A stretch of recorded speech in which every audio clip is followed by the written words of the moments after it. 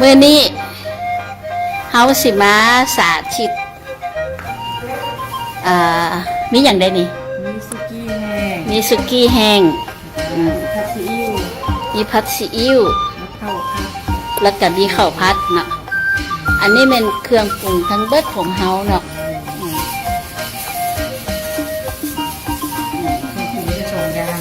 เครื่องปรุงมีแต่2อย่างคือ2อย่างนี้เฉพาะเห็ดหลายอย่างว่าซั่นก่อนอื่นเบิดเราเลยคือเอาผักกระเทียมใส่ตอนนี้เขากำลังสิเฮ็ดผัดซีอิ๊วแห้งเด้อคือได้อยากดึงละดึงเฮ็ดแบบง่ายดายสบายกับน้ำซอสปรุงรสอีหลีนะกระเทียมลงแล้วก็ใส่หมูบดแบบนี้น่ะ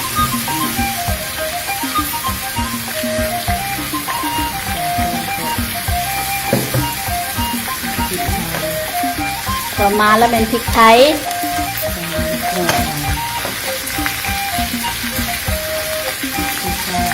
เผ็ดเอาซอยเสลียงเนาะวิธีเห็ดสุกี้แห้งกับน้ำซอสปรุงรสอีหลีนะ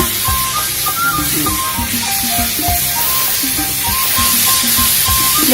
นูเฮาก็บ่ได้มีอย่างหลายนะโตกันยังได้ต่ำคือเก่านะ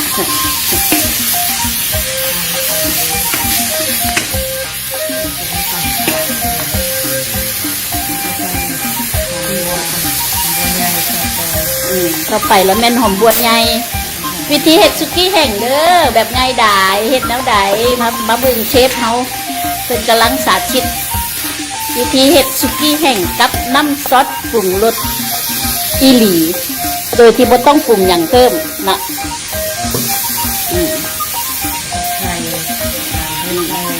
ตามด้วยไข่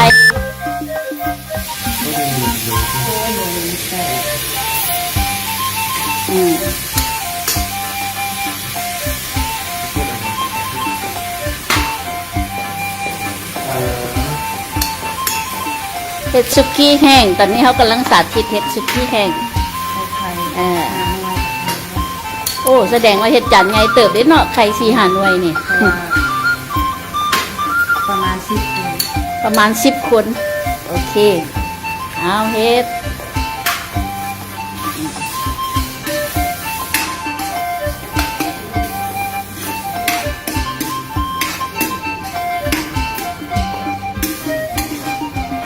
วิธีเห็ดสุกี้แห้งแบบง่ายดายเด้อพี่น้องเอ้ยเอามาบึงเอาจัดเจ้าน่ะ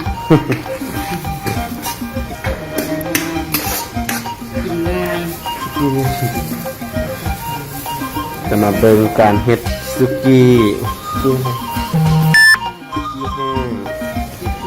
อันนี้เขาจะเป็นเส้นนะฮะเลยนะเส้นสุกี้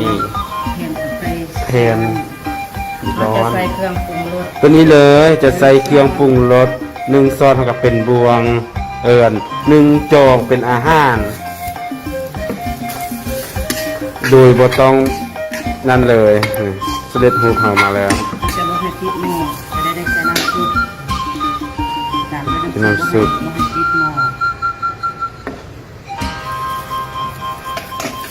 ตามด้วยเส้นร้อนเลยมันฟดนิดนึงก่อนป่ะก็ไปเป็นอย่างตามด้วยเส้นร้อนลงเอาเส้นร้อนใส่ตามลงไปจะเป็นเส้นร้อนเจียวสุกี้เด็กเจียวสุกี้ถึงได้เส้นน้ำหลังสุกแล้วเสร็จมาสุดท้ายเป็นเห็ดจะมีผักพอแล้วเส้นร้อนแม่พอดีพอดีญาติกันเห็ดไล่กินบ่หมดขายดีอาหารแซ่บทั้งหมดคนไงวิธีสุกี้แห้งวิธีการเห็ดสุกี้แห้งเขาสั่งสีเห็ดสุกี้แห้งง่ายแบบง่ายได้จะใส่ก็ใส่สุกี้นั่นสุกี้ก่อนใส่ผักเพราะว่าสุกี้มันสุกอยู่แล้วมันจะให้ยังมีเสียรสชาติของคนอยากให้รสชาติของแก้วสุกี้เข้มข้นอยู่แล้ววันนี้จ้า พักให้สุกหน่อยนึงแล้วก็สุกี้ ถ้าข่อยจะใส่สุกี้ก่อนแล้วพักหลังข่อยนะย่านพักยุก่อน บนยกก็คือมาสิปรุงมาใส่สุกี้ก็ได้เพราะว่ามันสุกอยู่เลย คนคืนมันเลย สุกมันหลับต้องเพิ่ม บัด อัน สิ นี้มันจะเป็นน้ำซุปตัวนี้ แล้วจะเชฟนะ เราจะมาเฮ็ดเมนูด้วย พวกอันเมนู ซอสปรุงรสเอาเลยเนาะซอสปรุงรสเอาเลยเนาะ ต้องมีสุกอยู่ทั้งข้างเพื่อนอย่างเพื่อบ่ให้ติดกระทะ ใส่ติดแล้วค่ะ นี่นะ ใส่น้ำซุปไป อั กัน นนี้เพิ่นเอิ้นว่าสุกี้แห้ง นี่ฮะ เดี๋ยวเขาสิอยากรู้ว่าเป็นแล้วใดจะใส่แจ่วสุกี้นี่แหละ อันนี้มันจะราดด้วยเจียวสุกี้แบบนี้ ต่อไปเนี่ย ต่อไปมันจะเป็นลาเกี๊ยวสุ ลาด กี้ ด้วยแจ่วสุกี้ เด้จะเป็นหน้าตาแบบนี้เลย ใส่สามซอสได้ ใส่3 ซอส อันนี้ก็จะเอิ้นว่า เราเป็นเฮ็ดสำหรับ สุกี้แห้ง อันนี้เขาเอิ้นว่าสุกี้แห้งเด้อเฮาบ่ได้ใส่หยังหลายใส่ตั้งแต่ ซอสปรุงรส ซอส เอา ป เล รุงรสเฮาย ลักกันแล้วเห็นบ่ บ่ได้ใส่เป็นนัวบ่ได้ใส่หยังเติม วิดีโอเฮาบ่ได้ตัดต่อนะ อืม เฮ็ดให้ลูกค้าเห็นเลยว่าสินค้าผลิ เรา ต จะไล่สดเลย จะบ่มีการตัดต่อวิดีโอหยังเลย ใส่ข้างเลยนี่ทาตุเปย์ ก่อนวันนี้บอกมาแต่อันนี้ต้องบอกมา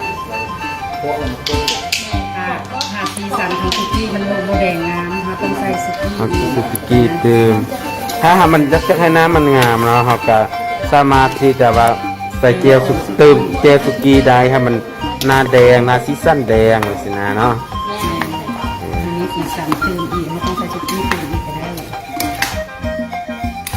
ตัวนี้เป็นสุกี้หมู อันนี้เอิ้นว่าสุกี้แม่นบ่ นะสุกี้แห้งหมู ทาแห้งลายเขาก็ต้องเติม เติมน้ำทำแห้งเนี่ย นี่น้ำซุปเฮา เพราะว่าเส้นเจียวสุกี้เบิดนั่นสุกี้แซ่บ เดี๋ยวสุกี้อีก อันนี้เฮ็ดทดลองเลย แม่เพราะว่าเจียวสุกี้เฮ็ดให้มีสีสัน ที่ตรงนี้นะอันนี้ที่หัว เป็นเบิดหันพอดีนะ เบิดนะ เออ พอดีรสแห้งรสชาติแซ่ ร บ สชาติคักโลดเข้มข้นโลดผู้ใดมักอันสีคักๆแล้วแม่จะอีกนะเต็มที่เลยของแซ่บต้องแบบนี้ ยอด น้ำมันล้วนๆ ความตุยล้วนๆเจียวสุกี้ อย่าสุเบาจังซาน น้ำสุกี้ น้ำสุกี้ เอาสุกี้เซลเซล น้ำสุกี้แซ่บๆ เอา แล้ว สุ ก็ กี้เซลเซล ปรุงรสด้วยซอสปรุงรสเฮาเลยที่สำเร็จรูป โบเห็นคนพักเนาะ อืม ใส่ผักเพิ่ม เป็นพักหลายๆมักนะโอ้ครับ ได้ซ้ำพอดีพวกเจ้ากินแซ่ พอดีได้เลยนะ เห็ดง่ายๆ ซีมไม่แบบนี้เขากดซีมแล้วก็จบซีมเดี๋ยว ซิม อันซีมอันนั้นไม่ถูกไม่ซีม เอาไม่ทู เอามาชูไหม นี่ตัวใส่สุกี้มันต้อง มาใส่ห้อมเลยวะ ต้องเป็นตัวนี้ใส่สุกี้ ใบโซนาลีใบโซนาลีอันนี้ ลำเปนี่เราเป็นใส่ครับซีอิ๊ว อ้าวมันก็จะมาซีมกันวันนี้นะโอ้หน้าตามันก็จะเป็นแบบนี้เลย เป็นซุกี้แห้ง แซ่บเนาะ ด้วยน้ำซอสปรุงรสของฮานเฮาเลย โดยที่จะบได้แบบว่าเอาพวกอย่างอื่นใส่จองเดียวเป็นอาหารเด้อ ซีมแบบพ้นอ่ะก็สำหรับไปก็ดีละ อันนี้ก็เอิ้นจะว่าสุกี้แห้งเนาะแล้วก็เมนูต่อไปแม่นะพ่อ จะเห็ดเมนูต่อไปเราจะเป็นผัดซีอิ๊วเนาะผัดซีอิ๊วราดหน้า พอดีเนาะไข่หางไว้กระตานี่เนาะเดี๋ยวจะใส่หม้อเดียว เราจะตับใส่นี่เลยแบบหน้าตางามเอาไปทั่ว ไปตั้งตัว ขาดเนาะ เป็นแบบนี้เลย ผู้ใดเวลาเฮ็ดออกหนอกออกงานเนี่ยก็คือคุ้มค่า เคยเห็ดงานแบบนี้มันสบายหอมหูไว้วิธีเห็ดแล้วมันง่าย นี่ อืม ซนารีแล้วเรียกว่าโอ้หอมมันตัดกันแต่ผู้ใดมากก็ใส่อีก หน้าตาจะเป็นแบบนี้เลยน่าแซ่บน่ากิน นี่แห้งโอเค เขาจะไปตั้งโต๊ะที่เสิร์ฟเลยเนาะอู้แซ่บน่ากินน่าทาน แบบนี้เลยเมนูต่อไปเราจะมาเฮ็ดเป็นน้ำผัดซีอิ๊วเนาะ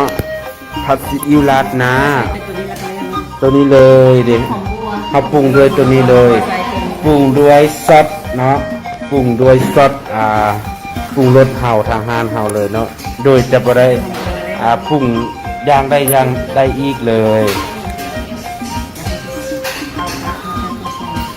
มันก็จะมีแบบว่าเมนูผัดซีอิ๊วแล้วก็จะมีเมนูผัดข้าวผัดเนาะผัดข้าวผัดแล้วก็จะมีเมนูเป็นประเภทต่ำเนาะเป็นประเภทต่ำเห่าอีกต่ำโอ้ยหน้าตากันการกะเกี่ยมไว้หมดอันนี้เนาะ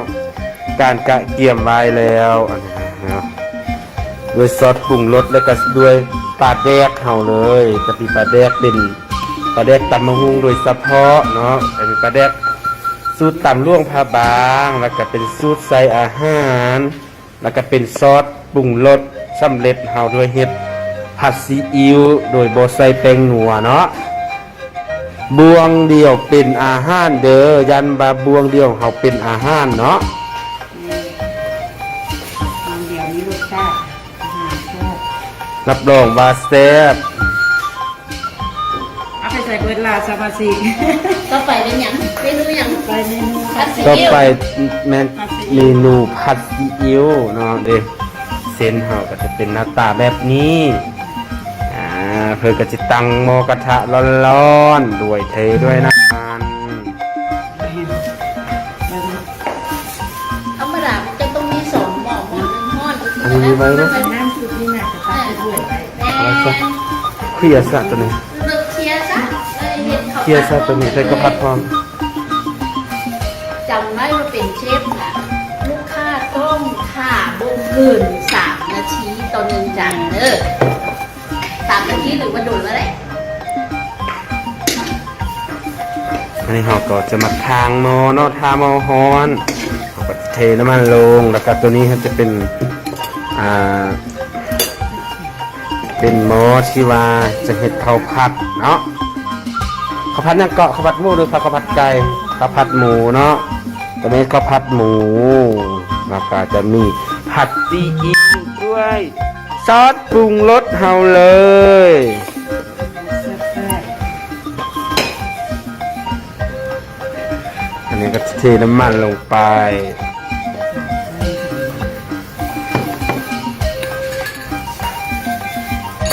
ทา ผัด เรียบ ส ร้ ด อย ก็เห็ดครับอันข้าวผัดครับแม่ครับแม่โอ๊ยครับ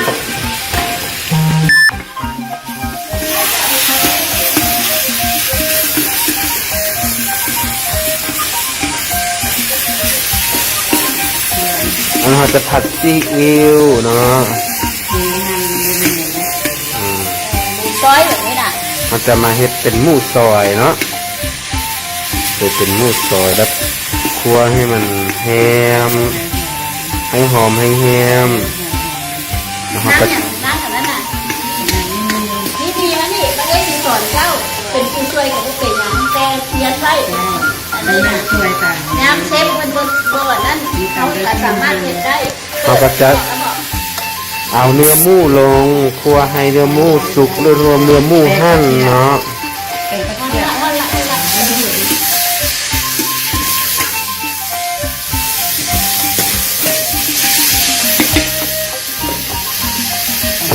ครับ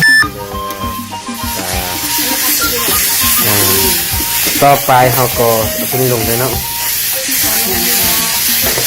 เนื้อผัดให้เนื้อหมูหั่นเล่นให้เนื้อหมูสุกหน่อยนึงเนาะแล้วก็